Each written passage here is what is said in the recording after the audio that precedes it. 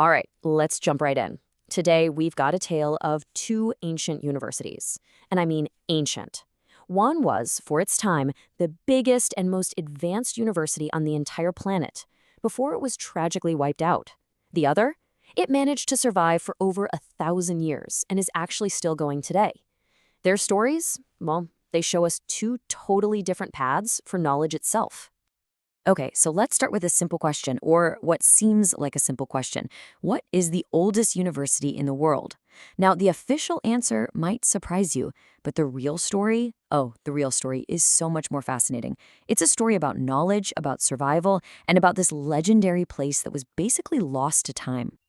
So if you look it up in the Guinness World Records, the title officially goes to the University of Al-Qarawiyyin in Fez, Morocco. It was founded way, way back in 859 AD by a truly visionary woman named Fatima al-Fihri. And the incredible part? It's been operating continuously ever since. Think about that. Over a millennium of learning. Just an absolutely incredible legacy. But here's the thing. That official record, it isn't the whole story, not even close. Because centuries, literally centuries, before Al-Qarawiyyin even opened its doors, another powerhouse of learning was already at its peak. An institution that was, you could argue, the greatest intellectual center on the entire planet at the time. Okay, so let's meet our two giants. In one corner, we have the legendary Nalanda Mahavira of ancient India. And in the other, the incredibly resilient University of Al-Qarawiyyin of Morocco. So, how do you even build a university that lasts 1,000 years? Or, for that matter, one that attracts the greatest minds from all across a continent? Let's dig into the foundations of these two very different giants. Okay, so right away you can see this huge time gap. Nalanda in India was founded around 427 AD. That's a full 400 years before Al-Qarawiyyin. And it wasn't just some small school. It was this massive residential university, basically a city of scholars. It was setting the standard for higher education when, honestly, much of the world had nothing even close to it. And this timeline, wow, it really lays out their completely different destinies. You can see there, for a few hundred years, they actually coexisted, shining as two of the planet's brightest beacons of knowledge.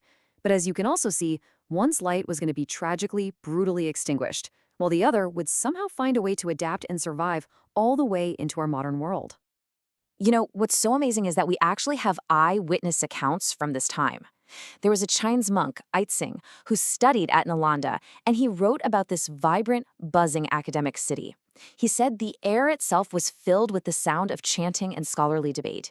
It wasn't just some quiet library, it was alive with sound and intellect.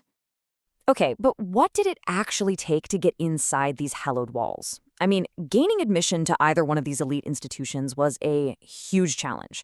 But their ideas on who actually deserved a spot, well, they were fundamentally different. Now, this is where things get really interesting. Take Nalanda. Its admission was based purely on your intellectual merit. That's it. Hopefuls had to face this panel of expert scholars, the Dwar Pandita, literally gate scholars, who would just grill them with incredibly difficult questions. Your family, your background, didn't matter. All that mattered was your mind. Al-Qarawiyyin, on the other hand, was founded as a center for Islamic learning, so it made sense that its applicants had to have memorized the entire Quran and belonged to the Muslim faith. So, just how tough was Nalanda's entrance exam? Well, according to another traveler, Huan Song, only about 20% of the people who tried to get in actually got in. Just 2 out of every 10. I mean, think about that. 8 out of 10 of the absolute brightest minds from all across Asia were turned away. This was academic excellence at its most exclusive, period. All right, so let's say you made it past those tough gatekeepers. What did you actually study? Well, the curriculum at both universities was really a perfect reflection of their core philosophies. Nalanda's curriculum was just extraordinary for its time. I mean, it might have started as a center for Buddhist studies, but it grew to embrace this incredible diversity of thought. Students were studying Hindu texts right alongside secular subjects like medicine, astronomy, mathematics, and logic. In a way, it was a truly modern university, just centuries ahead of its time. Al-Qarawiyyin's journey, though, was different. It started out with a really deep focus on its core mission: Islamic sciences, Arabic, and law. But, and this is key, it didn't just stay static. As you can see, it evolved. Over the centuries, it expanded to include subjects like medicine, geography, and even music, eventually becoming this major intellectual hub for both the Islamic world and for Europe. And right at the heart of Nalanda was its monumental library. We are not just talking about a room with books. We're talking 3 enormous buildings, the most famous being the Ratna Sagara, a 9-story tower of manuscripts.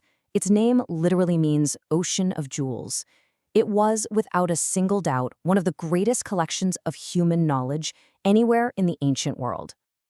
And this brings us to the final, really dramatic chapter in the stories of our 2 giants. This is where their paths diverged forever. And here is where their fates could not have been more different. Around 1200 AD, Nalanda and its priceless ocean of jewels library were just burned to the ground by invaders. An irreplaceable light of knowledge, just extinguished. But Al-Qarawiyyin? It endured.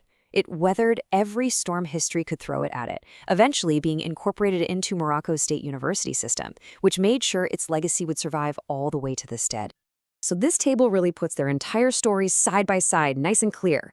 You see Nalanda, older, way broader in what it taught, and purely merit-based, but its life was cut tragically short. And then you have Al-Qarawiyyin, founded on faith, which later expanded its reach, and whose sheer, unbelievable endurance has earned it a unique place in world history. Which really leaves us with this final question, right? How does our modern idea of university really measure up to these ancient giants? Their commitment to debate, to discovery, to just preserving knowledge, they set a standard that still resonates today. And it really makes you wonder, doesn't it? What vital wisdom, what incredible knowledge was lost forever in the ashes of the past?